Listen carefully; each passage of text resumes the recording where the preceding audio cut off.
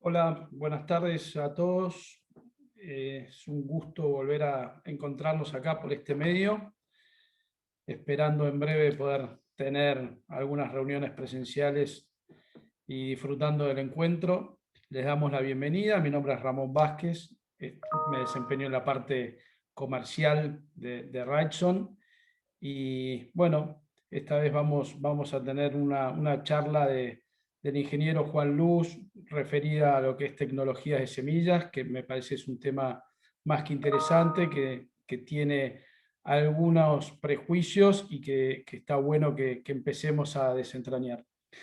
Solo comentarles que van a poder ir dejando preguntas como hacemos usualmente en el icono de mensajes donde dice preguntas y respuestas. Van a ser respondidas al final de la exposición de Juan, en su mayoría, y vamos a ir seleccionando para que no se repitan. Y sobre el final de la exposición les vamos a enviar una encuesta para que completen, que nos sirve nos resulta muy útil por el tema, para ir mejorando lo que les estamos ofreciendo. Así que bueno, sin más, Juan, te doy paso a la presentación. Cuando vos quieras, arrancamos. Gracias, Ramón. Bueno, buenas noches a todos. Como bien decía Ramón, hoy el tema que nos reúne tiene que ver con la tecnología. Si me aguardan un segundo, voy a compartir pantalla. Ramón, decime si se está viendo bien. ¿Se está viendo ahí? Perdón, Juan, justo me había silenciado. Ahí está perfecto. Sí, bien. Impecable. Está la pantalla full. Ok, bueno, como les mencionaba, la temática a abordar en esta oportunidad tiene que ver con un poco la tecnología que se le suele aplicar a las semillas forrajeras en particular, en el cual está cargada, en algunos casos está cargada de muchos prejuicios, y me parece que hay algunas cuestiones que es necesario abordar para tener cierta claridad al respecto.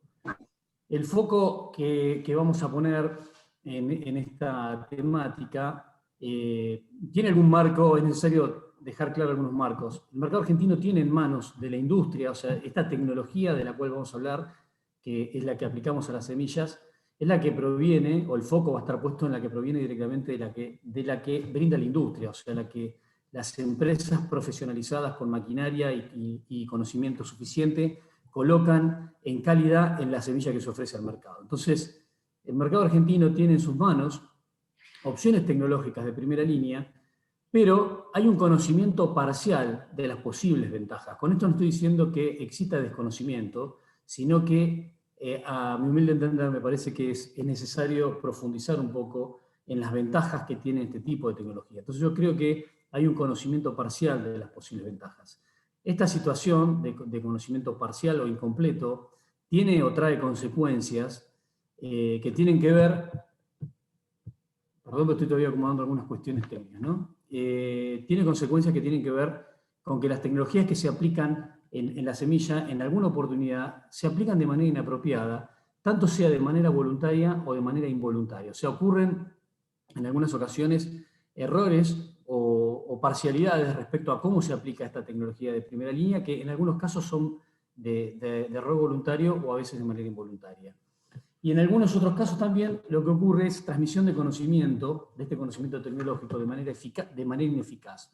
Toda esta situación o todo este cóctel explosivo lo que termina generando en algunos casos son temores y ciertos mitos. Bueno, el foco de la presentación tiene que ver con tratar de desenmarañar un poco toda esta telaraña, de tratar de mostrar que realmente existe tecnología de primera línea que está aplicándose en semillas forrajeras y tratar de develar un poco estos misterios, tratando de acercarle las mejores herramientas posibles al usuario para que intente comprender qué cosas son las que están a mano y cómo puede seleccionar las mejores opciones dentro de lo que existe en el mercado argentino.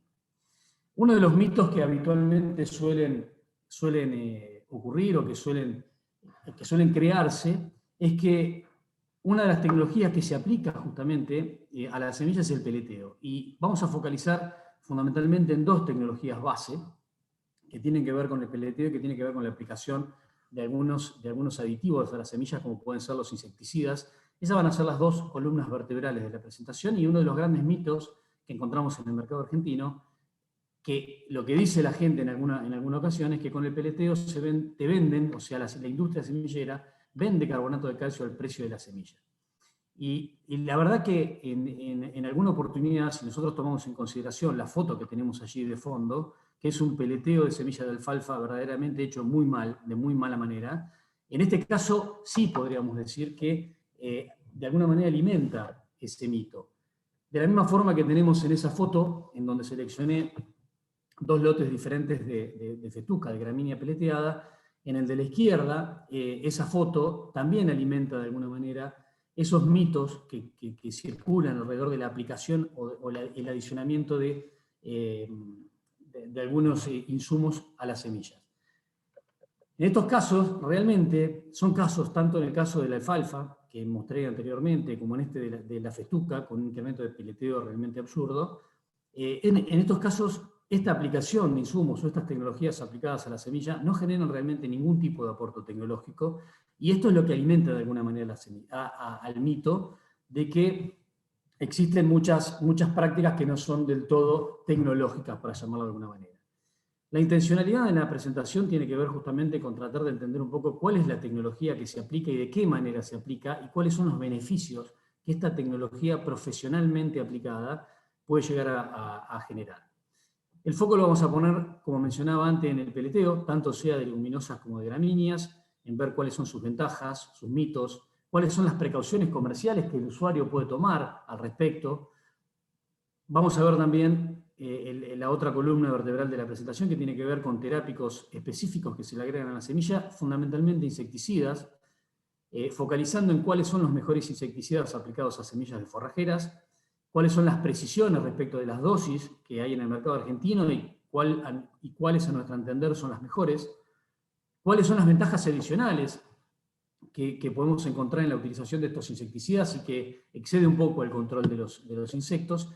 Y medio de costado, y como un accesorio, vamos a ver algunos efectos de promotores de crecimiento en semillas. Todo esto está referido no a tecnologías del futuro o a tecnologías que van a aparecer en el mercado argentino, sino que está focalizada en las tecnologías que ya se encuentran en el mercado, y la intencionalidad es que el usuario, el que está escuchando la presentación, pueda sacar un poco la paja del trigo, entender realmente cuáles son los verdaderos beneficios o cuáles son las mejores opciones, y desenmascarar un poco algunos de estos mitos que en algún caso están un poco fundados y en otros no tanto.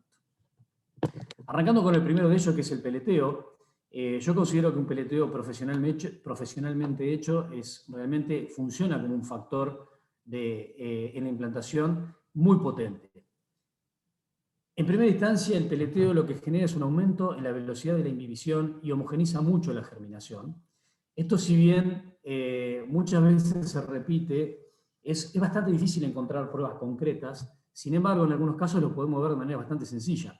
El peleteo tiene como principal componente, al menos el que se utiliza en Argentina, carbonato de calcio. El carbonato de calcio es un componente que es muy amigable, muy amigable con el agua, absorbe con mucha facilidad el agua que se encuentra en el ambiente. Por lo tanto, el hecho de encontrarse en un ámbito seco, como podemos ver en la foto de la derecha, que este es un caso de una festuca sin peletear en la zona de Córdoba, con la sequía tremenda que tuvimos a inicio del 2020, que se extendió a lo largo de todo el 2020, en esas circunstancias, el peleteo realmente funciona como un agregado de valor importante, porque ayuda a capturar la poca agua disponible, la captura, la absorbe en el carbonato de calcio, se la cede rápidamente a la semilla, y eso genera una mayor velocidad en la inhibición de la poca agua que hay disponible y homogeniza mucho la germinación. No estamos inventando nada. Haciendo un poco de búsqueda bibliográfica, encontré este hermoso resultado de un ensayo realmente muy viejo, del año 73, en donde definieron claramente que los mejores resultados que podían observar en la implantación de alfalfas peleteadas se veían en las situaciones de mayor sequedad, ¿no? Y un poco esto contrapone con lo que vemos en la foto de fondo, en donde una festuca el año pasado, en plena sequía, se ve claramente que la germinación no es demasiado buena y por sobre todas las cosas que es sumamente despareja. Ahora bien, otro de los aspectos interesantes que puede brindar el peleteo es que es capaz de estabilizar el pH del suelo. Y esto es, como ya muchos de ustedes deben saber, es clave o muy importante para el caso de las leguminosas. Sabemos que las leguminosas tienen cierta debilidad o que tienen cierta sensibilidad al pH del suelo, a los pHs ácidos, y el peleteo es un gran estabilizador. Con este carbonato de calcio que recubre la semilla es un gran estabilizador de pH. Y vamos a ver algunos puntos que demuestran la importancia que tiene esta tecnología aplicada en la semilla, ¿no? Este es un trabajo muy interesante que muestra para diferentes niveles de pH, del suelo, algunas mediciones que realizaron en semilla de alfalfa, y lo que se ve claramente es que cuando el pH es verdaderamente ácido, pH 5, todos los aspectos que fueron medidos realmente tienen un impacto bastante interesante respecto de los pHs más cercanos a la neutralidad. Ahora, cualquiera podría decir, pH 5 no es muy frecuente, entonces nos vamos a pH 6, y si bien en pH 6 la situación no sería tan dramática para el caso de la alfalfa, hay uno de los aspectos que es clave en la implantación, que tiene que ver con el porcentaje de muerte de plántulas, y vemos que los pHs de 6 tienen un impacto interesante o tienen un impacto marcado en la mortandad de las plántulas en la implantación de las alfalfas. Ahora, uno nuevamente podría llegar a pensar, pero un pH 6, si bien está cercano a la neutralidad, no debería ser algo tan frecuente en la República Argentina. Sin embargo, cuando vemos de qué manera están distribuidos los pHs dentro de nuestra región pampeana, esto es un mapa que surge a través de una gran cantidad de datos, si no me falla la memoria, creo que unos 160.000 muestras a lo largo de toda la región pampeana, y vemos que todo lo que vemos en ese mapa, que está en color naranja o en color rojo, es porque el pH está por debajo de 6,4.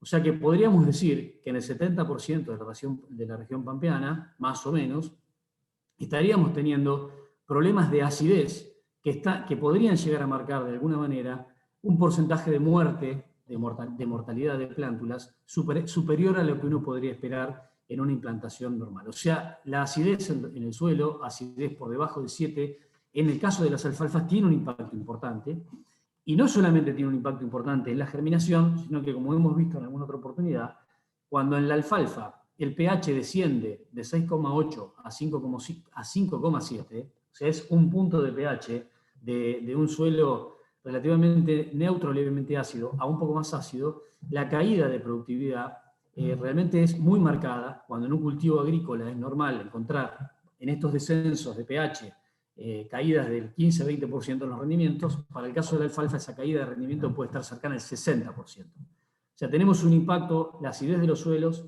genera un impacto muy importante en la capacidad productiva de las leguminosas en general, pero fundamentalmente de la alfalfa, que es sumamente sensible a la acidez, y no solamente a lo largo de toda su vida, sino que en la implantación tiene un impacto bastante importante en la mortalidad de las plántulas. Ahora bien, si bien esto teóricamente es algo interesante, hay que ver cuál es el impacto que verdaderamente tiene el peleteo en tratar de morigerar este efecto de acidez en suelos. Y encontré un trabajo muy, muy interesante, bastante complejo, que intenté resumirlo de la mejor manera posible, realizado en Canadá sobre semillas de alfalfa y semillas de trébol rojo, sembradas en suelos ácidos. Y lo que hicieron fue focalizar en 3 tratamientos distintos.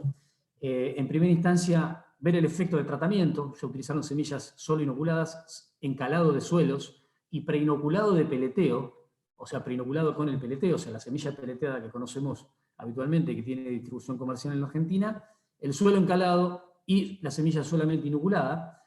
Probaron también el efecto genético de las alfalfas en esos suelos ácidos para ver si había algún... O sea, el objetivo de probar el efecto de genética de alfalfa es ver si había alguna variedad que tuviese mayor tolerancia a la acidez que otra.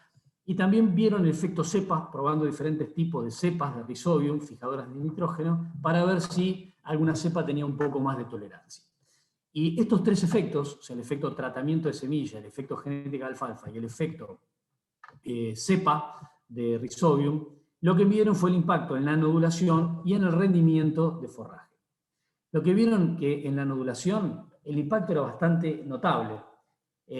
La alfalfa necesitó sí o sí estar preinoculada para poder generar nódulos, o sea, no fue capaz de generar nódulos de manera espontánea con poblaciones salvajes. Directamente una alfalfa en estas situaciones de suelo ácido, si no tiene una inoculación artificial, no funcionaron, o sea, no noduló, mientras que el trébol rojo tranquilamente vieron nódulos sin la necesidad de estar inoculando. Ahora, lo interesante es ver qué pasó en el rendimiento, o sea, cuál fue el impacto del rendimiento en esos suelos ácidos de los tratamientos realizados, que fueron el inoculado de la semilla, utilizado como base 100, y después, cuál fue el impacto de encalar el suelo y cuál fue el impacto de tener esa semilla inoculada y peleteada previamente. Y lo que vemos es que el encalado de suelos realmente generó una modificación notable de pH, o sea, mejoró la situación ácida del suelo, y mejoró los rendimientos en un 30% respecto a la situación de rendimiento de la alfalfa solamente inoculada, pero el preinoculado y peleteado generó un efecto en el rendimiento superior al encalado del suelo. O sea, con esto no estoy diciendo no encalemos suelos y solamente con la semilla peleteada vamos a encontrar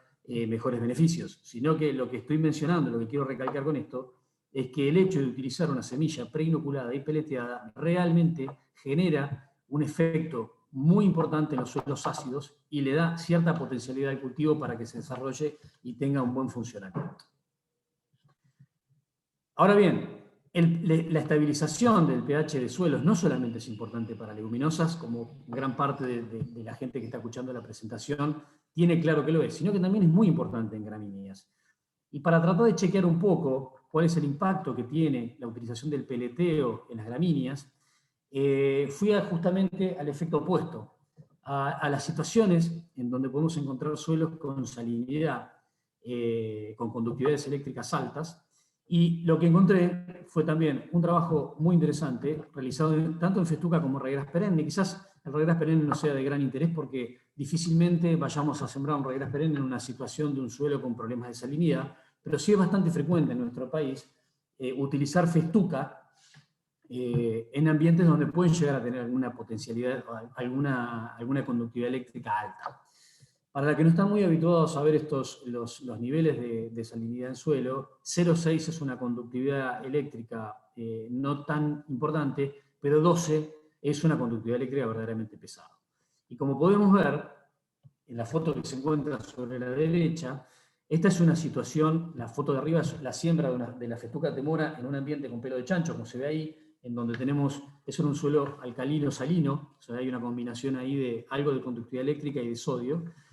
Y abajo es cuál fue el efecto de sembrar en ese ambiente con una semilla peleteada. Como podrán ver sobre la línea, la festuca está emergiendo con este suelo con un problema realmente de pH y de conductividad eléctrica importante. Y como se ve en el cuadro que se encuentra sobre la izquierda, podemos ver que el impacto que tiene el utilizar semilla peleteada respecto a semillas sin peletear en esos ambientes con conductividades eléctricas altas, realmente la semilla peleteada tiene unos 5, 7, 8 o hasta 10 puntos de diferencia en alguna circunstancia a favor. O sea, el hecho de utilizar en estos ambientes complejos, con conductividades eléctricas altas, semilla peleteada y no semilla natural, también genera un efecto protector ante estas situaciones de salinidad. O sea que, en definitiva, el utilizar semilla peleteada tanto como un elemento corrector o estabilizador del pH de los suelos, no solamente es importante en las leguminosas, sino que también juega un rol importante en las gramíneas. Otro de los aspectos que están muy encadenados, por eso los presento juntos, con el efecto del peleteo, tiene que ver con mejorar la plantabilidad por aumentar el tamaño de las semillas de las forrajeras. Sabemos que las semillas forrajeras son sumamente sensibles por su escaso tamaño a la profundidad de siembra. El hecho de aumentar su tamaño hace que mejore la plantabilidad, o sea, se mejoren los logros respecto de una semilla sin peletear. Y no solamente se mejora la plantabilidad y los logros, sino que por otro lado también se disminuye la pérdida de plantas emergidas. O sea, una vez que las semillas emergen, en las primeras semanas de esa emergencia, se genera una pérdida, una mortandad natural, que en el caso de que la semilla sea peleteada es menor. Y vamos a ver algunos puntos bien concretos al respecto. Cuando hacemos una comparación de qué es lo que ocurre en estos casos entre semilla peleteada y semilla sin peletear, vemos que normalmente el peleteo genera una mejora, a pesar de que estamos metiéndole carbonato de calcio y estamos disminuyendo la cantidad de gérmenes por metro cuadrado aplicado, mejora entre un 15 a un 25% la cantidad de plantas logradas. O sea, le estamos metiendo menos gérmenes por unidad de superficie, pero estamos mejorando la cantidad de plantas por unidad de superficie. Esto tiene un impacto directo, no solamente en la cantidad de plantas por metro logradas, sino que esto genera obviamente un impacto en la producción y en la persistencia de las pasturas. Y vamos a ver cuáles son estos efectos y verdaderamente en qué se fundamenta este número que yo menciono como una mejora del 15 a 25% de semilla peleteada respecto a no peleteada, cuál es el impacto que provoca tanto en leguminosas como en gramíneas. Arrancando por leguminosas, este es un viejo ensayo que hice hace muchísimos años, en donde lo que hicimos fue utilizar 3 densidades de siembra diferentes, 7, 11 y 15 kilos, tanto de semilla natural como de semilla peleteada, y vemos que la eficiencia de implantación, independientemente de la densidad de siembra utilizada, fue sumamente más alta, o sea, notablemente más alta la eficiencia de implantación que en la semilla sin peletear. Ahora bien, con esto queda claro que en este caso específico la semilla peleteada generó una mejor eficiencia de implantación. Dos cosas. No estoy diciendo con esto que haya que sembrar estas densidades. Yo recomiendo densidades de siembra en alfalfa más altas. Hicimos un spread de diferentes densidades con el objetivo de ver cuál podría llegar a ser el efecto de incrementar la cantidad de semilla en los resultados. Y por otro lado, el otro comentario es que las eficiencias de implantación a campo rara vez tienen estos valores. Es difícil superar el 35%, pero en estos casos, como eran condiciones sumamente controladas, con sembrador experimental y qué sé yo, obtuvimos números que están un poco por arriba de lo que habitualmente uno podría llegar a encontrar. Pero en igualdad de condiciones, la semilla peleteada, en todas las densidades de siembra, tuvo mejores eficiencias de implantación, marcadamente notable, respecto de la sin peletear. Pero no solamente evaluamos esto, sino que al cabo de 7 u 8 meses, también evaluamos para cada densidad cuál fue el porcentaje de muerte que hubo, cuáles fueron las mortandades. Y acá lo que vemos es que si comparamos la siembra de semilla natural, 7 kilos por hectárea, contra 7 kilos por hectárea peleteada, la diferencia de mortandad fue notable. Cuando la de 7 kilos perdió un 33% de plantas, la de 7 kilos peleteada perdió solamente el 19%. Cuando nos vamos a mayores densidades, o sea, 11 contra 11, vemos que también la semilla peleteada tuvo menores pérdidas, y cuando vamos a densidades más altas, a 15, vemos que también claramente la semilla peleteada genera una menor pérdida o menor mortandad posterior de plantas en la implantación. O sea, si vemos en términos promedio, vemos que hay entre 15, incluso hasta 20 puntos en alguna oportunidad, independientemente de la densidad de siembra utilizada, hay hasta 15 puntos de diferencia a favor de la semilla peleteada.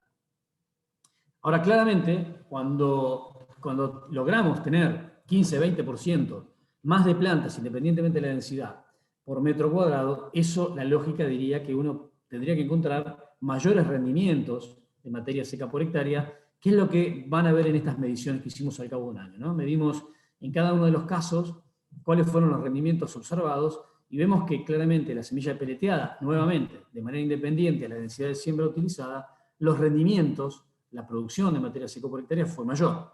Si comparamos cuál fue el rendimiento de la alfalfa peleteada sembrada con 7 kilos por hectárea comparativamente con la semilla natural, la peleteada rindió un 14% más de materia seca por hectárea que la semilla natural.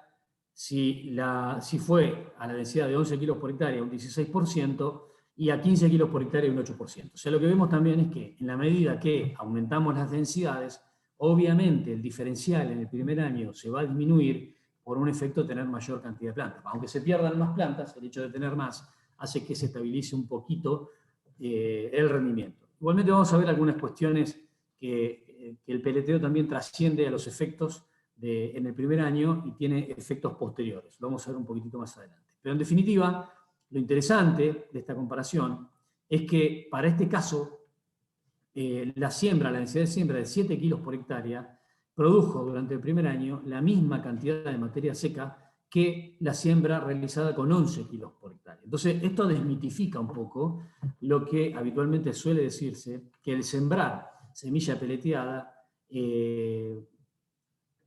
tiene menos plantas por metro cuadrado, o sea, se siembran menos semillas por metro cuadrado porque tiene un incremento por carbonato de calcio, pero ese carbonato de calcio, que a su vez va a tener adicionados otros productos, genera un efecto potenciador. O sea, por más que disminuyamos la cantidad de gérmenes por metro cuadrado, esos gérmenes que están disponibles se obtiene 15 a 20% más de plantas y obtenemos también una mayor producción. Ahora hay otras cuestiones interesantes que pude encontrar respecto a los efectos del peleteo. Este es también una información bastante interesante en donde hay diferentes tratamientos realizados en la semilla. Ahí tengo subrayado en color el peleteo convencional y vemos que hay en todas las mediciones que realizaron la cantidad de nódulos, la cantidad de nódulos que encontraron en el ensayo, el peleteo tuvo la mayor cantidad, los rendimientos de materia seca fueron mayores, el color de las hojas en la semilla que estaba peleteada era superior, y este es un dato muy interesante. La cantidad de proteína cruda que se encontró en las alfalfas peleteadas fue superior a la que se encontró en los otros tratamientos aplicados a la semilla. Y esto tiene una explicación, y esto es uno de los efectos posteriores que genera el peleteado, que no solamente mejora la eficiencia de implantación y disminuye la mortandad de plantas, sino que el peleteo también favorece una nodulación temprana, lo cual hace que esas plántulas crezcan mucho más rápido y la producción de forraje inicial sea mayor. Ahora, no solamente ocurren estas cuestiones cuando se utiliza el peleteo, seguimos en las leguminosas, sino que encontramos también efectos posteriores que trascienden el año. O sea, normalmente en Argentina no existen muchos datos al respecto. Nosotros acá hicimos una recopilación, yo hice una recopilación de 15 años de datos, habrán visto que los datos incluso tienen unos cuantos años. Busqué algo de información en el exterior porque no encontré mucha en Argentina, y se ven, como bien marca este cuadro, algunos efectos beneficiosos de los rendimientos en las alfalfas. Lo que marca este gráfico es los rendimientos de la alfalfa peleteada versus la alfalfa sin peletear, y se ven efectos beneficiosos en el segundo e incluso en el tercer año. Y lo que determinaron es que claramente en las conclusiones que el peleteo genera un efecto en la producción de forraje que sigue vigente en años posteriores a la siembra. Esto uno podría llegar a atribuirlo a todo esto que venimos viendo, ¿no? A la capacidad de poder generar una nodulación más rápida, mayor producción de proteínas y qué sé yo. Sin embargo, lo vamos a ver un poquitito más adelante, en las gramíneas tenemos un efecto posterior que trasciende también al del primer año. Y acá entramos un poco a cuáles son los impactos que tiene el peleteo en las gramíneas forrajeras. Dentro de las especies que se utilizan peleteadas en la Argentina, las gramíneas son las que presentan mayor resistencia en el usuario, porque cuando se hace, por una razón muy sencilla, quizás la gente o el usuario acepte más el peleteo en las leguminosas porque junto con el peleteo va el inoculante, que son los que favorecen esa nodulación y que favorecen la fijación de nitrógeno que potencia la producción. Ahora, en el caso de las gramíneas, en donde no suelen utilizarse estos microorganismos de la manera eficaz que suelen aparecer en las leguminosas, la gente presenta un poco de resistencia, el usuario presenta resistencia a la utilización de las gramíneas peleteadas, o al menos de algunas, o en el caso de la festuca, que gran parte del mercado argentino ofrece las festucas peleteadas.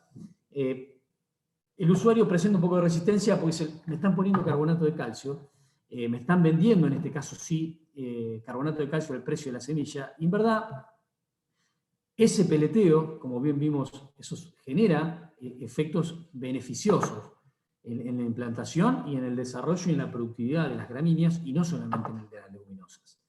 Este es un trabajo que hizo el INTA Pergamino, en donde tomó una festuca y le hizo un 58% de incremento de peso, peleteándola, con lo cual disminuyó la cantidad de semillas viables en un 53% por metro cuadrado. O sea, generó un incremento por carbonato, disminuyó la cantidad de gérmenes por metro cuadrado, pero sin embargo, el impacto que produjo o que se vio en el ensayo es que esa festuca tenía un 26% más de plantas por metro cuadrado. O sea, no solamente tenemos un efecto beneficioso en la obtención y la supervivencia de plantas de leguminosas provenientes de semillas peleteadas, sino que en las gramíneas también se ve ese efecto de manera marcada.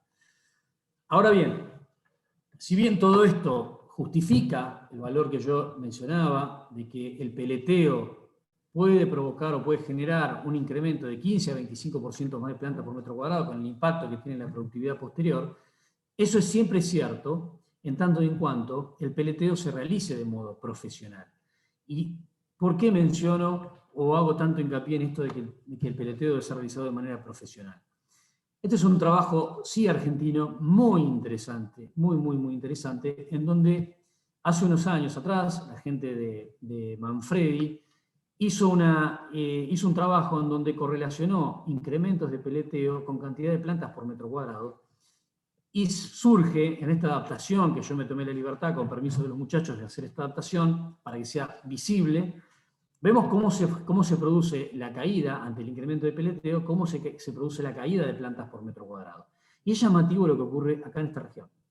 Acá tenemos una caída abrupta con un pico posterior, y al menos a mí particularmente, en la evaluación, en tratar de entender qué ocurre en este gráfico, puedo entender que, si miro la tendencia del gráfico, puedo entender que el gráfico podría ser así o podría ser así. Con lo cual, en las dos situaciones tenemos una zona crítica en esta región.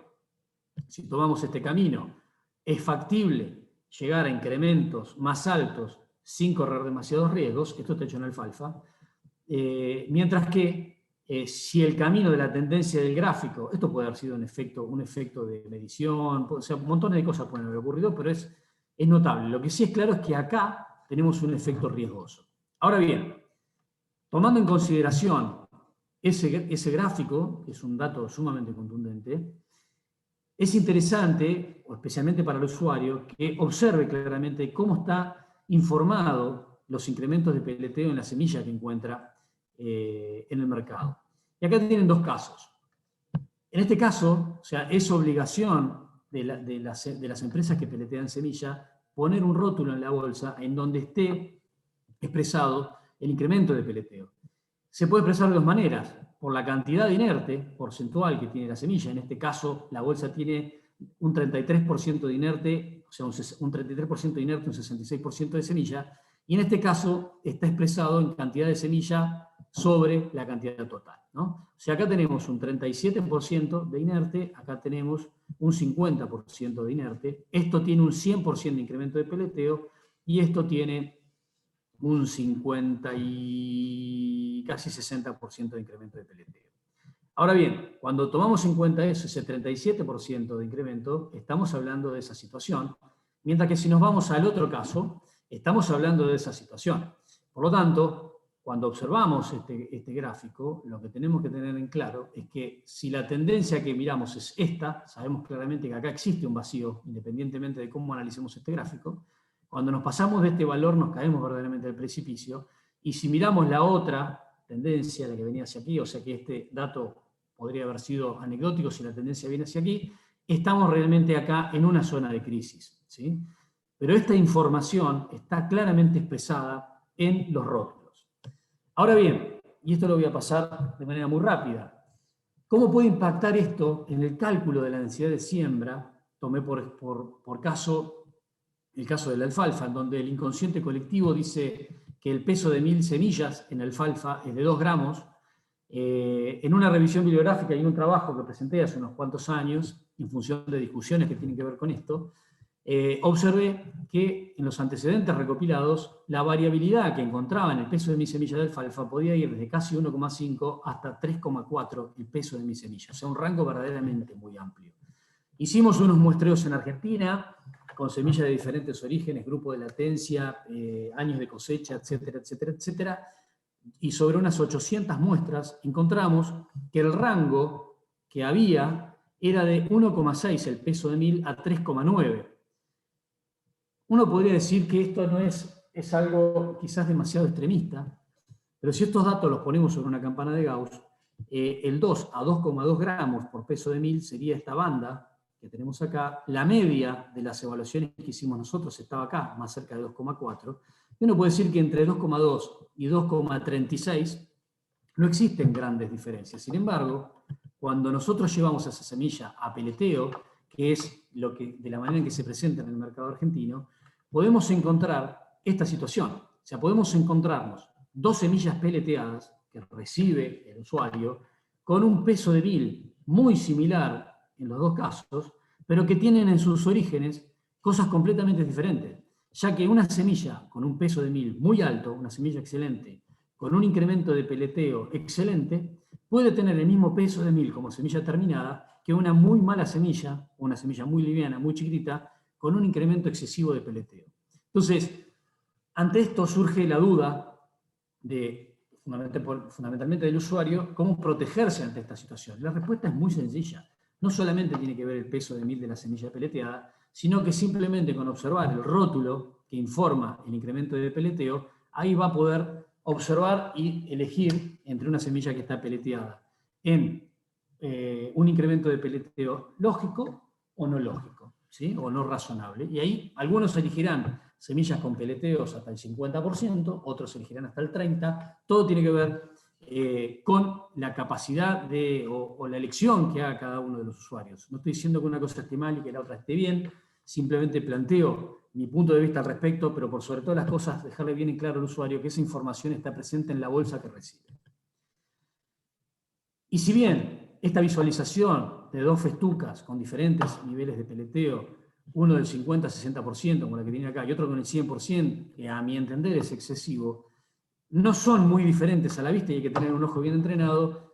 Con la lectura de rótulos, esta situación absolutamente queda descartada y se puede elegir no solamente con el entrenamiento visual, sino con información documental que están en la bolsa. Ahora vamos a hacer un primer cuestionario que tiene que ver con, justamente con el peleteo, y pasamos a la segunda etapa. Considerando el peleteo, yo considero que el peleteo es una herramienta tecnológica válida y eficaz, es una herramienta que solo justifican los semilleros, es una herramienta tecnológica válida y eficaz, pero que genera mucha desconfianza. Desconocida los efectos beneficiosos de esta tecnología, es claramente de utilidad. Desconocida los efectos beneficiosos de esta tecnología, pero creo que no es de utilidad. Y la segunda opción posible en la respuesta es que mientras no se pague un sobreprecio, realmente me da igual. Así que voy a poner en funcionamiento las votaciones. Vamos a dejar unos segundos para que contesten.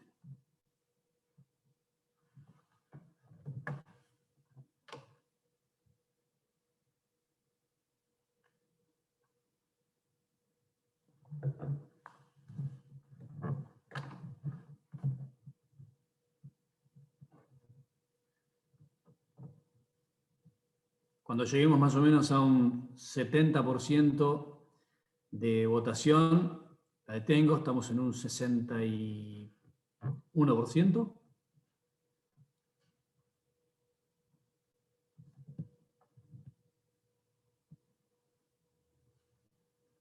Ahí estamos, finalizamos la votación. ¿Qué dicen los resultados? Los resultados dicen que, al menos para los que han votado, consideran que es una herramienta tecnológica válida y eficaz, pero hay un porcentaje también interesante que refleja que es una herramienta tecnológica válida, pero que un poco de desconfianza genera. Y justamente uno de los fundamentos de la presentación es tratar de llevarle al que está escuchando la presentación las herramientas suficientes, o dejarle a mano las herramientas suficientes para tratar de desmitificar un poco, o al menos de descomprimir esa desconfianza que esta tecnología puede generar. Bien, seguimos. Dejamos claro entonces estos aspectos positivos y los cuidados que hay que tener respecto del peleteo en la implantación. Y otra de las cuestiones que permite el peleteo es el adicionamiento de productos específicos. Esos productos están ubicados en diferentes capas, son inoculantes, fungicidas, insecticidas. Hay varias opciones posibles. Nos vamos a focalizar en la aplicación de 2 cuestiones específicas que tienen que ver con los insecticidas y con algunos aditivos especiales. Comenzando con los insecticidas, vamos a verlo tanto en leguminosas como en gramíneas. Para el caso de las leguminosas, en alfalfa, Hace unos cuantos años atrás, años 80 aproximadamente, 70, 80, había muchas variedades sensibles a los pulgones que generaban este efecto claro. Los materiales resistentes sobrevivían, los sensibles se perdían, y aparecieron luego las variedades resistentes, como se ve en esa foto, que son capaces de poder sobrevivir y producir con una gran cantidad de colonias de pulgones encima sin que se les mueva un pelo, pero para que los cultivares con resistencia genética puedan manifestar esa resistencia, tienen que estar en el estado adulto. Y una de las cosas que hemos visto en los últimos 2 o 3 años, en la crisis de precios que existió en la Argentina, es que teníamos o estábamos respaldados en que todos los cultivares que teníamos en Argentina eran todos resistentes a pulgón en sus estados adultos, pero la crisis de precios, con la introgresión en el mercado de materiales de muy bajo valor agronómico, nos permitió observar lo que vemos acá en la foto. Es una foto que saqué yo en los ensayos de Miramar, de la Cámara de Semilleristas, hace 2 años, en donde vemos un cultivar con resistencia genética al medio, y estos son cultivares sensibles. Esto es un caso de cultivares con sensibilidad, pero a su vez, los cultivares con resistencia genética, que son los cultivares modernos que estábamos acostumbrados a ver y que siguen estando en el mercado argentino, presentan sensibilidad cuando están en estado de plántula. Este es un cultivar premium, nuestra 969, en donde podemos ver que a 8 kilos por hectárea, no estoy diciendo que haya que sembrarlo a esta densidad, sino que simplemente lo hicimos con estas densidades, hicimos varias, pero voy a mostrar en la de más baja densidad, porque es donde se ve más el efecto, donde se ven más los efectos de la tecnología. Vimos que 8 kilos por hectárea con un insecticida terápico de semilla aplicado y la misma variedad, la misma densidad, pero sin el insecticida. Entonces, ¿qué hicimos? Hicimos una evaluación de conteo de pulgones por planta en diferentes momentos del desarrollo del cultivo, y lo que encontramos, utilizamos semilla natural, semilla peleteada, curada o tratada con imidacloprid, tratada con tiametoxan 175 y tratada con tiametoxan 300. Lo hicimos con más dosis y con más productos, pero esto es lo importante y ahora les voy a mencionar por qué. Lo que vimos es que claramente había una diferencia muy notable entre, independientemente de la droga y de la dosis que se utilizase como terápico, un efecto muy notable de protección de parte de los insecticidas respecto de la semilla no tratada. Ahora bien, los pulgones que podemos encontrar que aparecen en la alfalfa son estos 4. Vemos que estos son los niveles de tolerancia en planta adulta, en cultivares que son resistentes, pero los cultivares resistentes, que son capaces de tolerar esta cantidad de colonias tan importantes en el estado adulto, cuando están entre cotiledón y primer hoja, solamente toleran máximo entre 5 a 7 pulgones por planta. Por lo tanto, si volvemos a mirar este efecto, claramente hay un impacto ante la presencia de pulgones, y si ponemos en estos conteos que hicimos de pulgones, desde el día 0 hasta los 90 días de implantación, le ponemos un umbral crítico, vemos que claramente en la semilla que no fue tratada, durante al menos 45 días, y en este caso hasta 60 días, los pulgones se mantuvieron dentro de la implantación en niveles por encima del umbral crítico, o sea, con impacto notable en la cantidad de plantas y también, obviamente, en la productividad resultante, ¿no? Y en el caso de la semilla que estaba tratada, el impacto fue menor. Sin embargo, existen diferencias notables entre la droga y también la dosis utilizada en cada caso. El imidacloprid suele utilizarse en algún caso, por suerte ya se está dejando de utilizar, muy pocas compañías lo utilizan en su semilla. El efecto es que vemos que tuvo un buen efecto inicial, pero a los 60 días hubo reaparición de pulgones.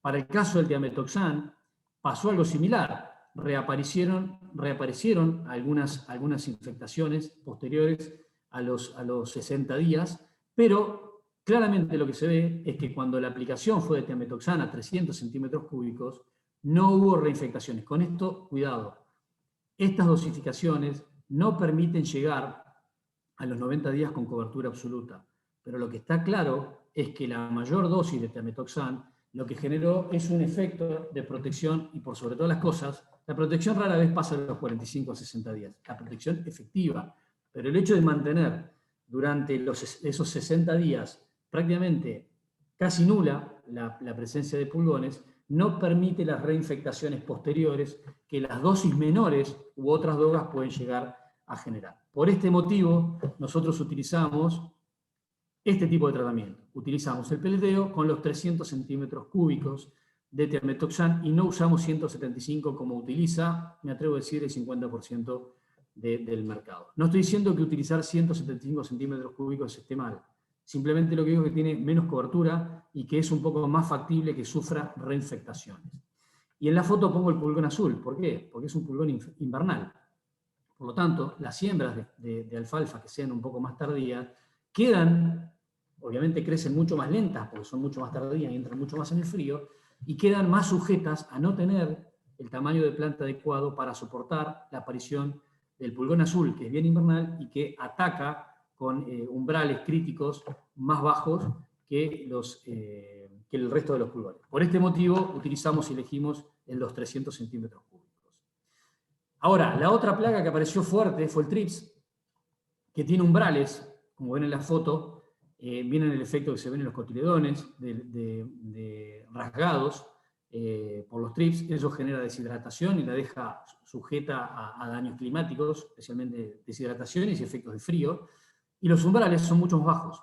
Por lo tanto, si volvemos a hacer sobre el mismo ensayo el conteo de trips y le ponemos el umbral, vemos que para el caso de los trips encontramos que la semilla que no estaba tratada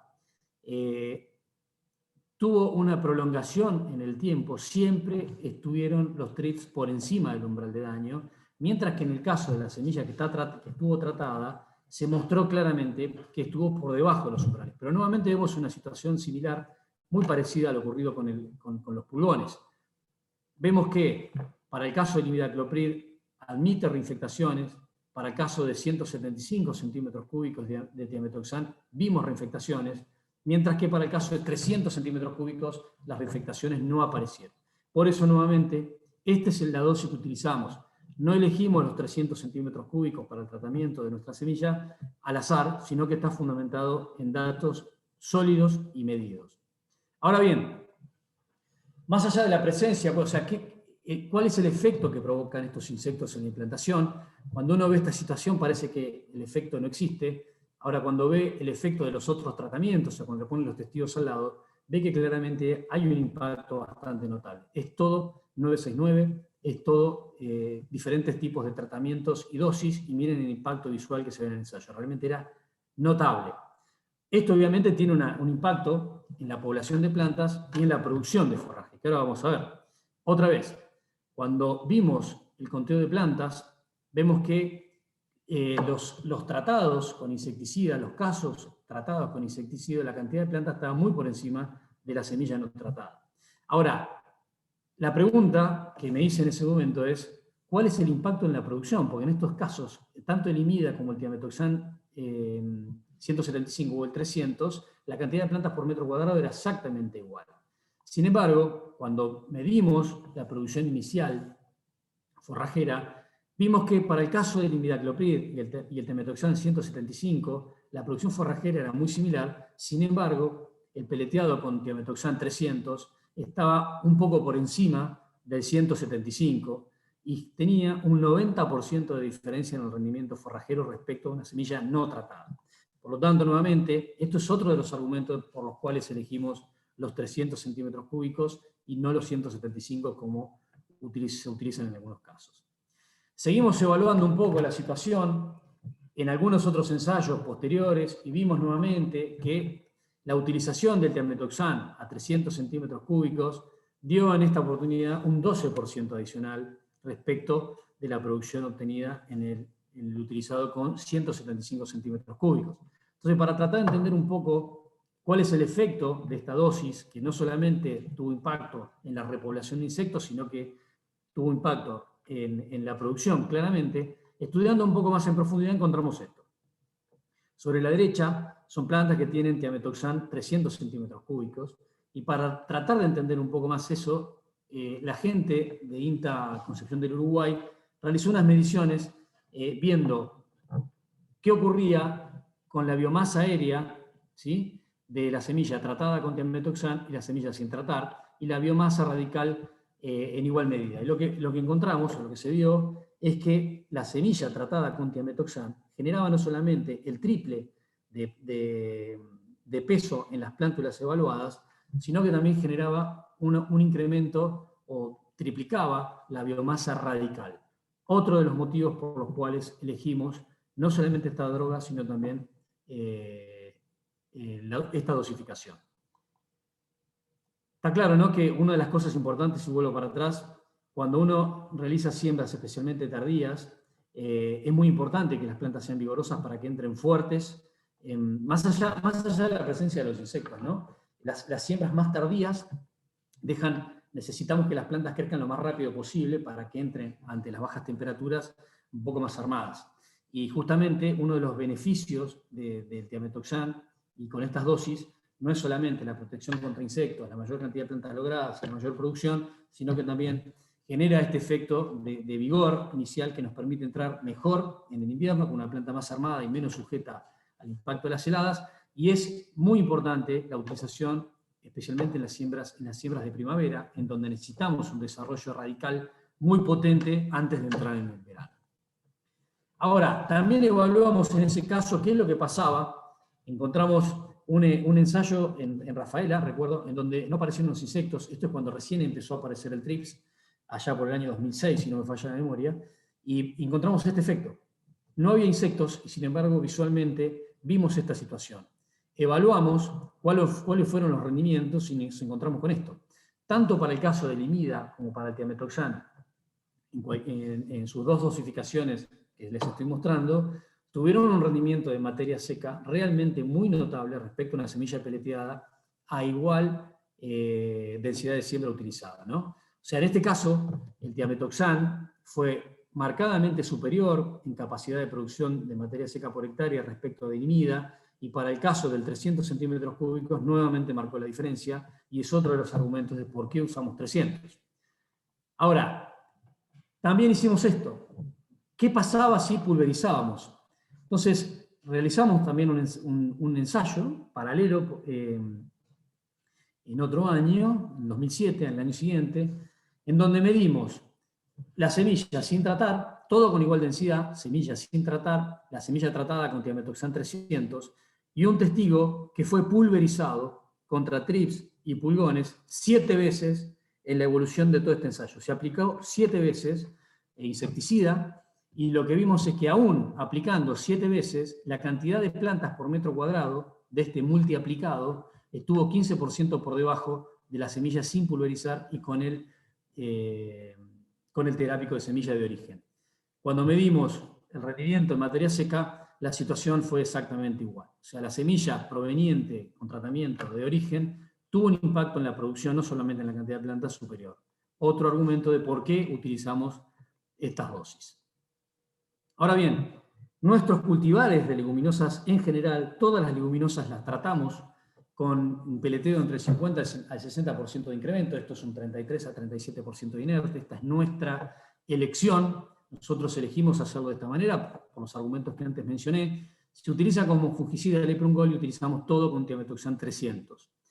En algunos casos se siguen usando minoritarios el imida, o en algunos casos también es factible encontrar semilla tratada con menos dosis, lo cual no quiere decir que esté mal tratar con menos dosis de thiamethoxam las leguminosas, sino que simplemente me remito a estos argumentos, ¿no? Nosotros usamos la dosis que usamos porque tiene mejor efecto en pulgones, mejor efecto en trips y tiene mejor efecto en la producción de materia seca, esté el insecto, los insectos presentes o no. Estos son datos bien precisos respecto de por qué tomamos la decisión de usar 300, ¿no? Que tiene que ver con todos los argumentos que anteriormente les mencionaba y que no los voy a repetir porque ya los estuvimos viendo, es solamente una placa resumen. Ahora, ¿qué pasa con las gramíneas? También trabajamos con la aplicación de insecticidas en gramíneas. Esto es un trabajo también hecho hace unos cuantos años que hice sobre ryegrass, y vimos algo muy interesante. Ryegrass anual tratado con thiamethoxam, con dosis de 175, que es la que mejor funciona en gramíneas, el testigo sin tratar y el imidacloprid. Y esto es interesante, porque acá ya no tenemos un efecto intermedio del imidacloprid entre el sin tratar y el tratado. Tenemos un efecto depresor. Y esto es habitual encontrarlo, lo repetí en alguna oportunidad, y es habitual que en gramíneas, pero específicamente en ryegrass, el imidacloprid funciona como un agente que provoca un estrés verdaderamente muy fuerte, especialmente en años que son muy secos. Entonces, por este motivo, el IMIDA, para mí, del regreso anual está descartado. Ahora bien, el tiametoxan a 175 centímetros cúbicos genera un sobrecosto, que esto sí no está incluido en el precio, porque no es una semilla que corrientemente salga al mercado tratada con tiametoxan, sino que el tratamiento con tiametoxan implica que el usuario pague un 20-25% adicional a lo que habitualmente está pagando por una semilla sin tratar de regreso anual. La pregunta es, ¿justifica el valor? ¿Un producto que vale menos de $2 justifica pagar un sobrecosto de un 20 o un 25% por tenerla tratada con insecticida? Y una de las grandes dudas es si aparecen los pulgones. ¿Qué ocurre? Entonces, en este caso, ahí hay que repreguntarse si justifica el valor. Y yo creo que para el caso en donde los regrases sean sembrados muy temprano y tengamos el riesgo de la aparición de pulgones, quizás realmente valga la pena preguntarse, acá dependerá de cada particularidad, si es factible o tiene sentido pagar ese sobrecosto o no. Para el caso de las festucas, acá sí encontramos el imidacloprid con un efecto intermedio entre la festuca sin tratar y la festuca tratada, y por este motivo, como tiene un impacto en los rendimientos, vimos que tiene un impacto en la cantidad de plantas, tiene un impacto en los rendimientos y tiene un impacto en algunas cuestiones posteriores que ahora vamos a ver rápidamente, pero nosotros elegimos también tratar las festucas con tiametoxan, no con imida, y con una dosis de 175 centímetros cúbicos. Y acá me surgen algunas dudas. Probamos también con agropiro, esto no está comercialmente vigente. Nosotros, todas nuestras semillas de festuca están tratadas con tiametoxan 175, también el pastobillo está tratado con tiametoxan 175, pero encontramos algunas cosas en agropiro. En agropiro encontramos que el agropiro tratado con tiametoxan también tiene un efecto benéfico. Esto no sale a la calle, nadie, o al menos que yo sepa, no existe la presentación de agropiro con tiametoxan. Vimos que hay un adicional de un 12% de producción inicial para una especie que es de muy lenta implantación. El sobrecosto sobre la semilla de agropiro es de entre 50 y 60 centavos. Y la gran pregunta que me hago yo, pero que me gustaría hacerla a ustedes, a los que escuchan, es si justifica el sobrecosto de la aplicación de tiametoxan. Este es el efecto que generan las gramíneas el tiametoxan. Esto es trigo, vienen los efectos de desarrollo de raíz, los efectos de potenciación de crecimiento. Estos son datos de diferentes dosis de tiametoxan en tropicales. Si miran los parámetros que se midieron, tanto sea plantas por hectárea, velocidad de germinación como producción, el tiametoxan genera ese efecto potenciador. Y esto es lo que puede llegar a verificarse en sorgo. Esto es, ante un ataque, esto era semilla de sorgo sin tratar, y esto es semilla de sorgo tratado. Ante un ataque fuerte de hormigas y de orugas, encontramos esa diferencia. Entonces, otra de las preguntas, el segundo cuestionario que vamos a hacer es respecto de la tecnología de insecticidas. Ya vamos llegando, estamos cerca del final, nos faltan algunos detalles nomás. Y el cuestionario que vamos a encarar ahora en esta oportunidad es la tecnología de insecticidas. Como les mencionaba, en las leguminosas está presente en casi todas. Nosotros tratamos a todas las leguminosas con insecticida. En las gramíneas nosotros tratamos a la festuca y al pastobillo. Muchos semilleros, o en buena medida el mercado está representado por festucas y pastobillos, relativamente la gran mayoría los trata, pero hay otras especies que no están tratadas y que tienen algunos beneficios, como les mostraba recién en las fotos. Entonces, este cuestionario tiene que ver un poco con qué es lo que opinan ustedes al respecto, para guiarnos un poco en si vale la pena trabajar más en profundidad en estas especies o no. Entonces, el cuestionario es la tecnología de insecticidas. La acepto porque no tiene diferencial de precio en las especies vigentes, como les mencionaba, alfalfas, tréboles, lotus, festucas y ovillos, no hay un diferencial de precio, al menos nosotros no tenemos un diferencial de precio, pero la segunda pregunta es, ¿estoy dispuesto a pagar un diferencial en ryegrass, y en agropiro, y en cebadilla, y en sorgos, o no estoy directamente dispuesto a pagar ningún tipo de adicional? Pongo en marcha la votación. Si me dan un segundo que encuentre... No puedo encontrar la segunda votación. No se me abre la lista desplazable. Perdón, aguarden un segundo. Acá está. Estaba medio trabada la computadora. Pongo en marcha la segunda votación que tiene que ver con estas preguntas. los dejo a ustedes trabajar.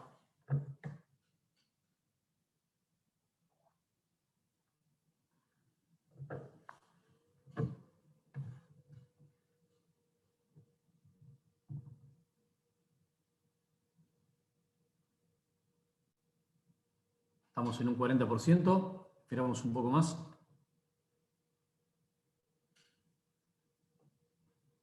Las respuestas son más que interesantes, ¿eh?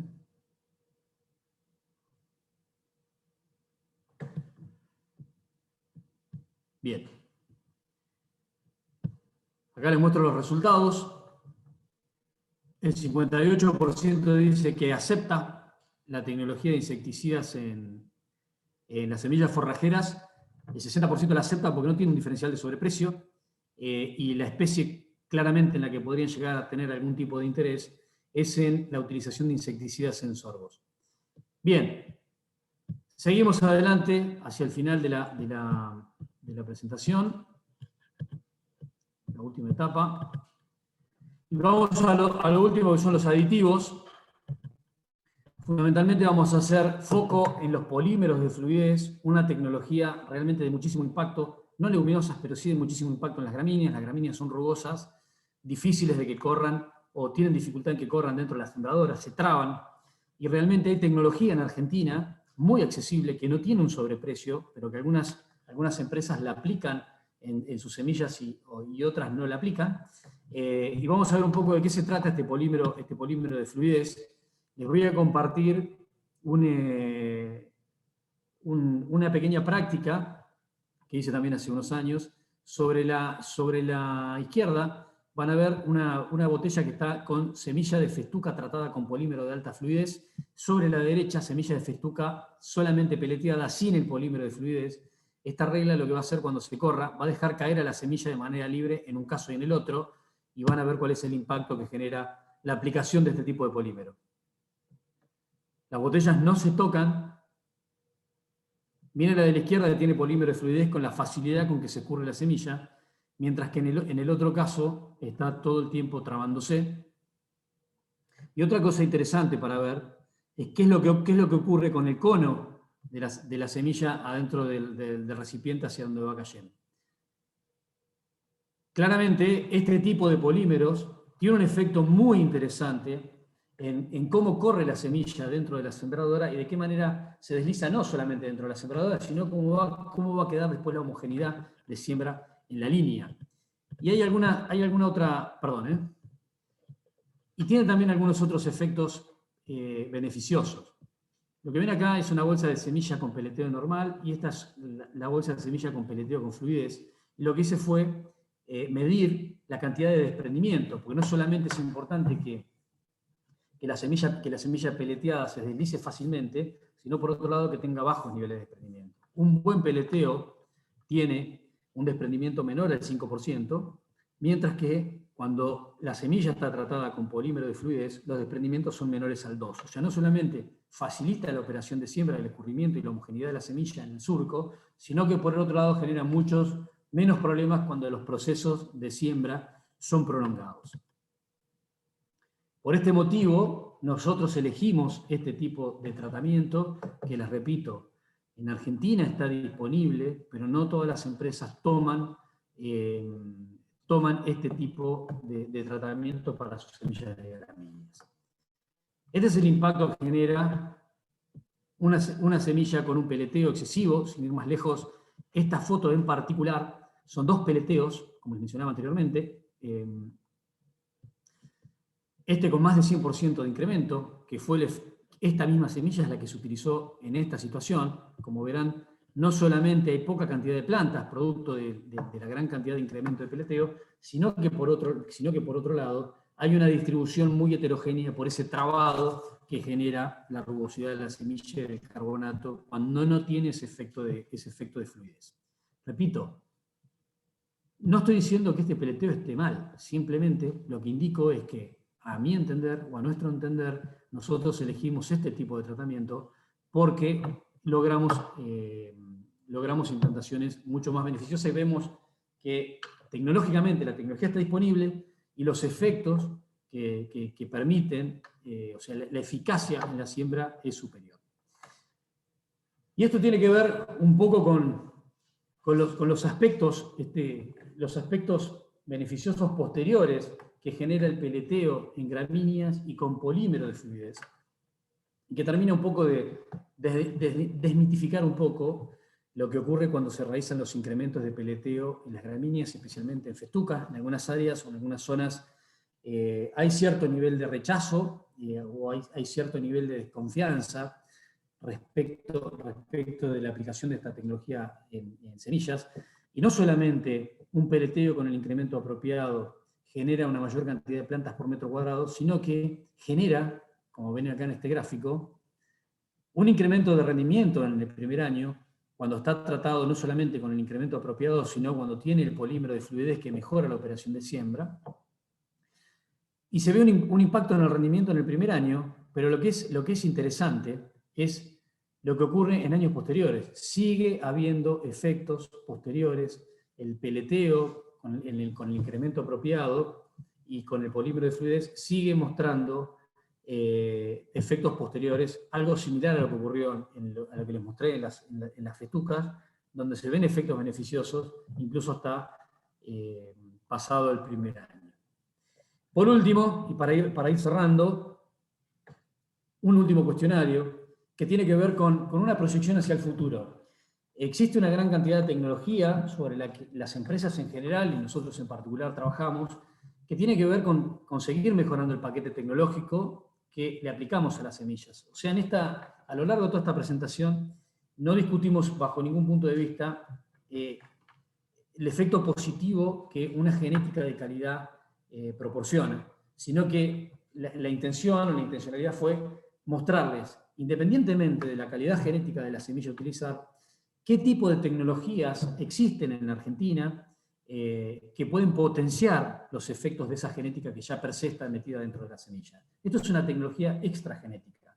Le mostré los efectos beneficiosos que genera el peleteo correctamente hecho en las gramíneas, en las leguminosas, el efecto en las plantas, el efecto en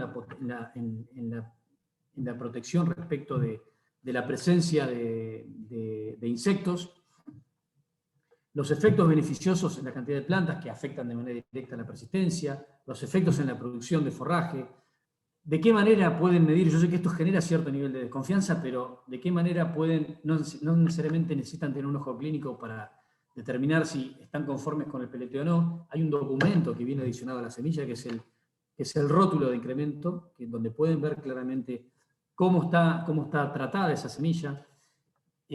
Por otro lado, también les mostré los insecticidas que se utilizan en Argentina, que son el imida y el temetoxan. Dentro del temetoxan, diferentes dosis.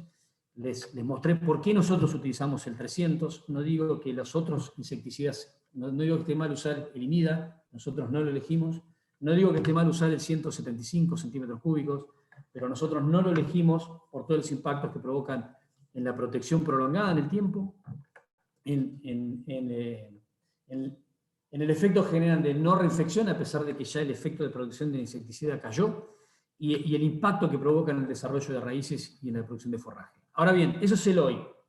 Ahora, este cuestionario intenta preguntarle a ustedes dónde tendríamos que poner los focos o en dónde podrían estar ustedes, los usuarios interesados en poner el foco. ¿Estarían dispuestos a pagar un adicional en tecnología aplicada a semillas, en fertilizantes nitrogenados que se adicionen a la semilla, en fosforados, en micronutrientes, en microorganismos que ocasionalmente puedan otorgar algún beneficio? ¿Están dispuestos a pagar por la tecnología que pueda darles una empresa confiable que indica que tiene validez, o sea, que tiene sustento, o directamente no pagarían ningún tipo de adicional en tecnología que pueda llegar a aplicarse en semillas forrajeras? O sea, les dejo, espero haber sido claro, esto es pensando, o sea, acá nosotros le pedimos a ustedes que nos guíen en qué tenemos que trabajar. ¿Vale la pena trabajar en alguno de estos puntos o realmente no tienen interés en ninguno? Pongo en marcha la votación y hacemos el cierre. Inicio de la votación.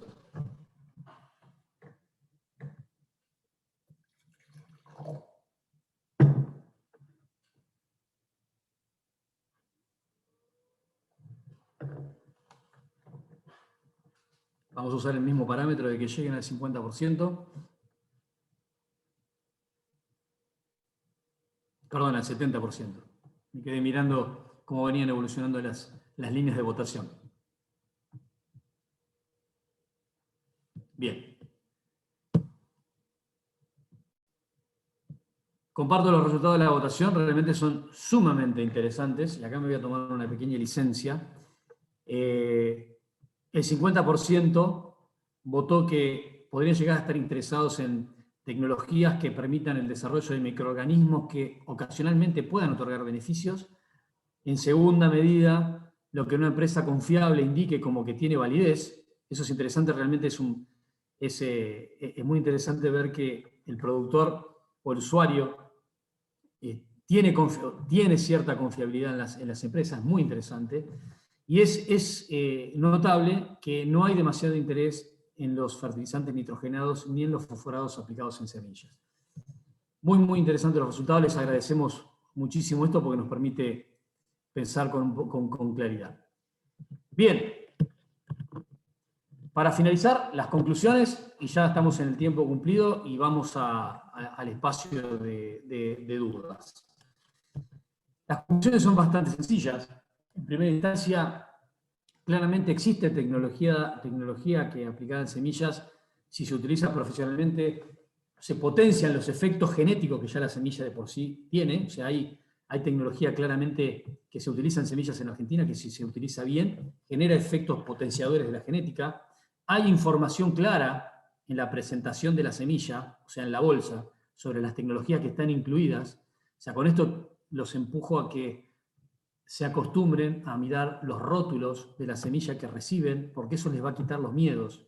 El rótulo tiene que estar el rótulo de linaza, tiene que estar el rótulo que indica cuáles son los tratamientos que esa semilla tiene. Ahí van a encontrar los porcentajes de peleteo, la droga que tiene aplicada, la concentración de la droga, etcétera, etcétera, etcétera. O sea, no es un agujero negro. Esa información está, y obviamente las dudas que pueden llegar a tener respecto a la información que encuentran en esa bolsa, que esos rótulos son el documento que acompañan a la bolsa, claramente la duda que puede llegar a tener pueden volver hacia las empresas. Algunas empresas tienen este tipo de información, como las que yo les he mostrado, en otros casos no tanto. Los aportes adicionales a estas tecnologías no implican un sobrecosto para el usuario. Como les mencioné, en buena medida las alfalfas tienen gran parte de la tecnología que yo les he mencionado. Otras leguminosas nosotros se la aplicamos, como les mencioné. Todas nuestras leguminosas vienen con Thiamethoxam 300, con los incrementos de peleteo que les mencioné. Y las gramíneas, las festucas y los pastobillos nosotros le aplicamos, otros le aplican. Acá en gramíneas es un poco más abierto el panorama. Pero todas estas tecnologías que yo les he mostrado, por lo general no suelen tener un sobrecosto para el usuario. Solamente el usuario debe identificar cuáles están en la bolsa y cuáles son las empresas que lo aplican y que aplican para poder elegir adecuadamente las mejores o las que considere que son más apropiadas para su planteo en particular. Así que sin agregar mucho más y estando en el tiempo comprometido, tienen acá abajo mi mail. Ahora vamos a pasar a un espacio. Mientras Ramón se incorpora, vamos a pasar a un espacio de preguntas y respuestas en el caso de que las hubiese.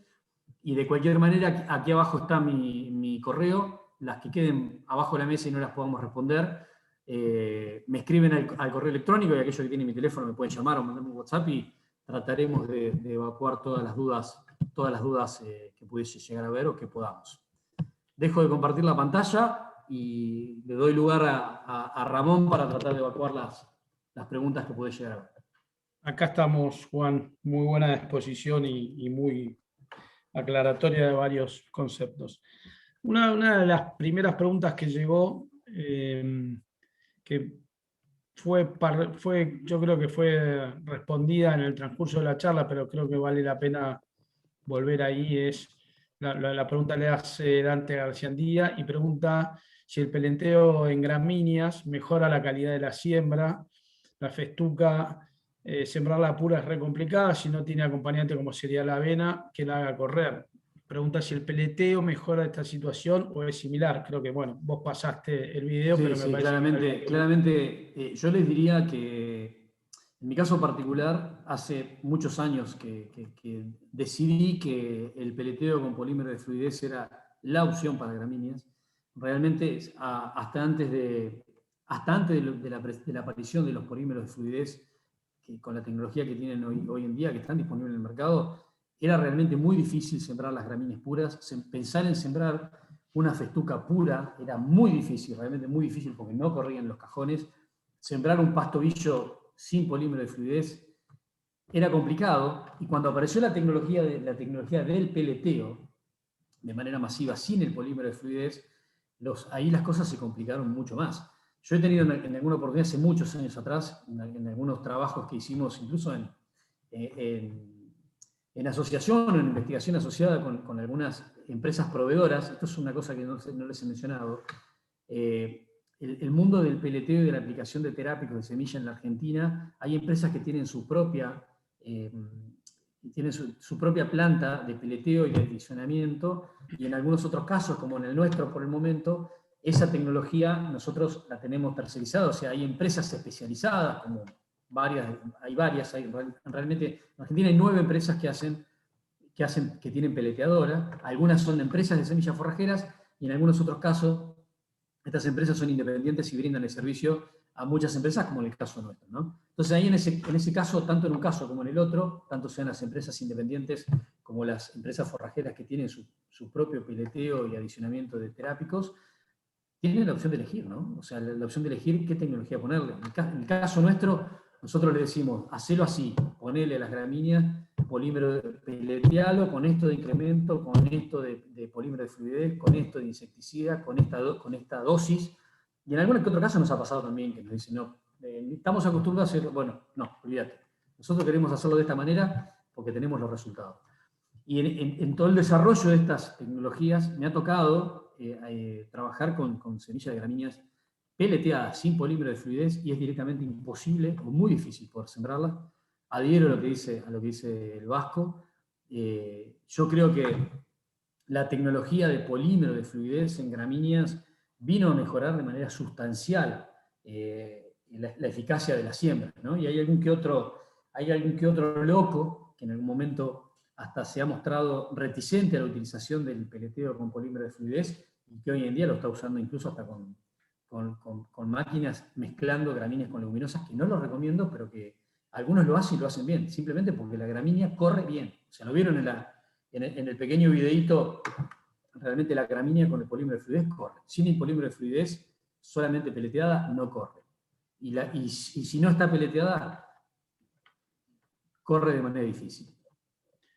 Bien, otra pregunta que es si tenemos el porcentaje de logro de implantación a nivel país promedio, si tenemos algún dato de eso. Sí, a ver, no hay ninguna estadística oficial. Yo lo que podría decir es que los logros, si queremos meter todo dentro de la bolsa, ¿no? Metemos gramínea, leguminosa, ponemos todo arriba, es normal encontrar en buenas operaciones de siembra coeficientes de logro del 25 al 28, 30% en el mejor de los casos.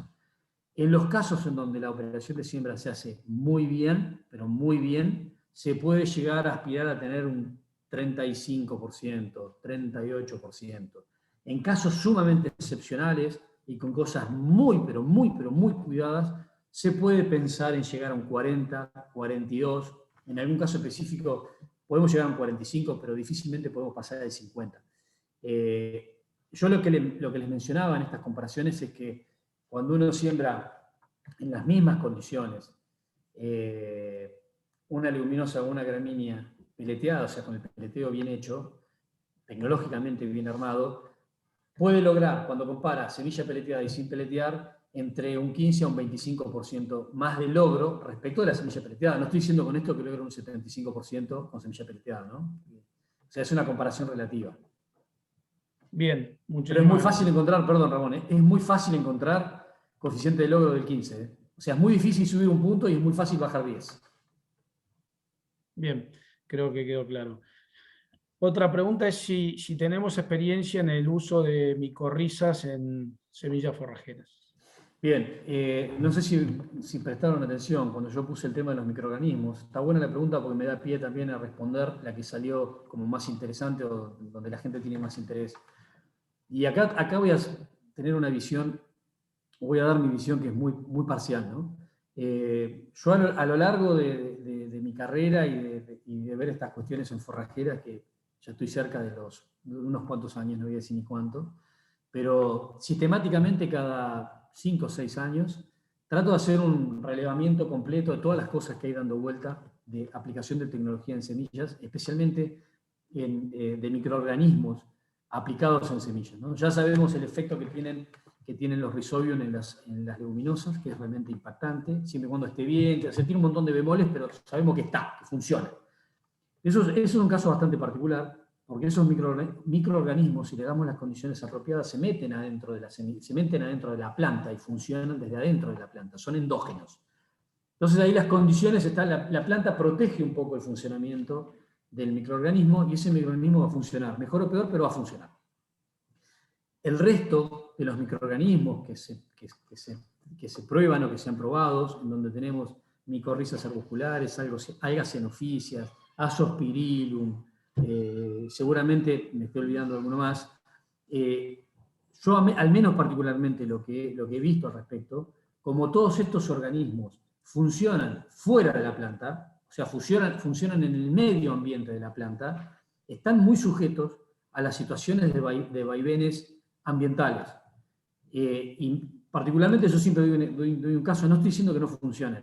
Yo lo que veo es que los funcionamientos son muy erráticos. Es muy frecuente encontrar resultados en donde en un año esa tecnología o ese microorganismo genera un impacto muy positivo y cuando uno lo repite al año siguiente, el testigo da más que lo que le aplicamos. Entonces ahí se generan las confusiones.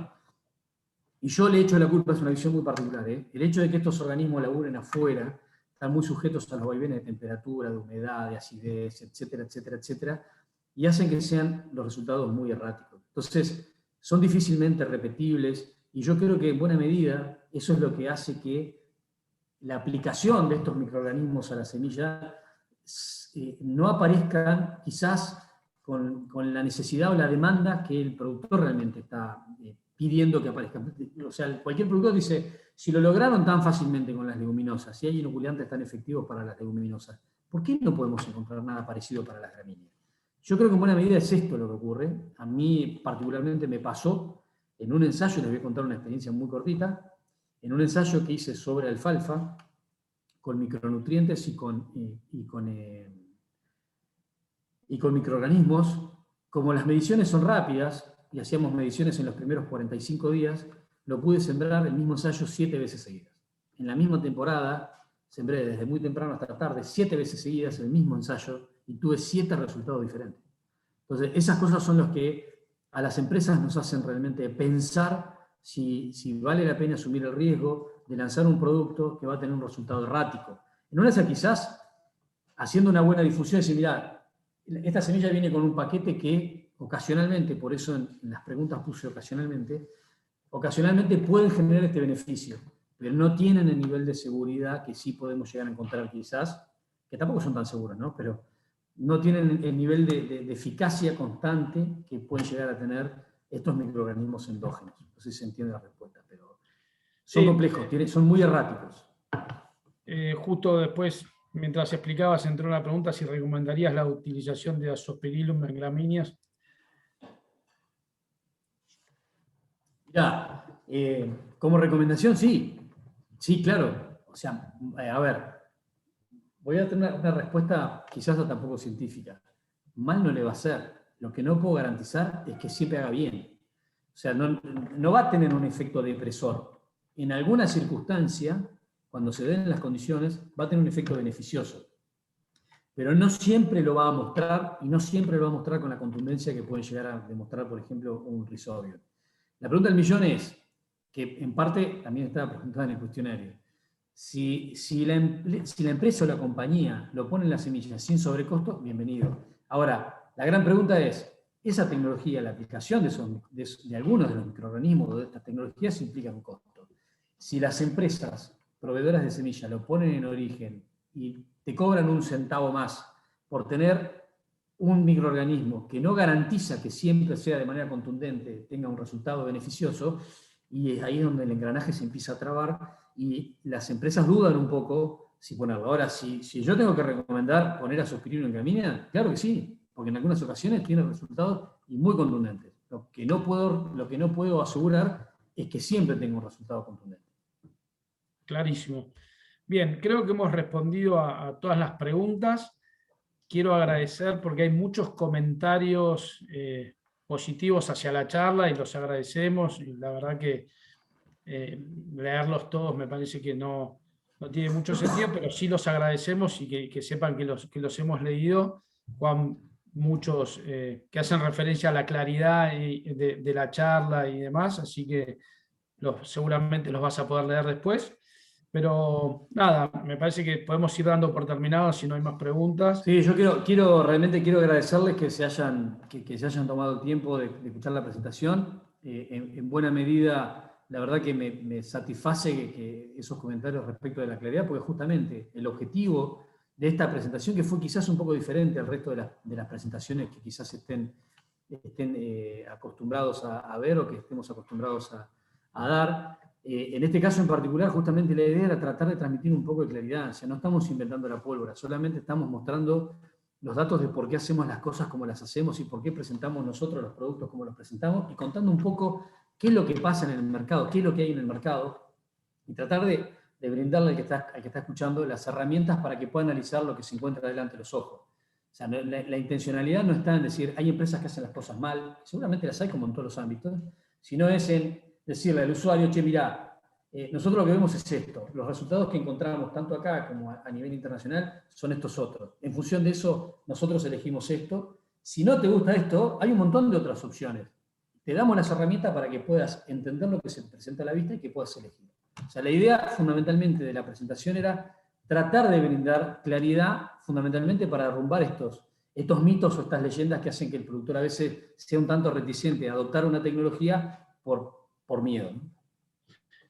Excelente. Solo recordarles que, bueno, ya vamos a estar dando por finalizada la charla, que cuando se desconecten les va a aparecer una encuesta, que por favor se tomen unos minutitos para contestarla, que nos ayuda a mejorar las próximas charlas y exposiciones que vayamos organizando.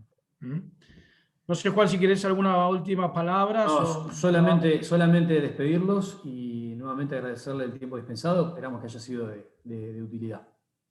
Muchísimas gracias a todos. Muy bien, gente. Muchas gracias y buenas noches a todos.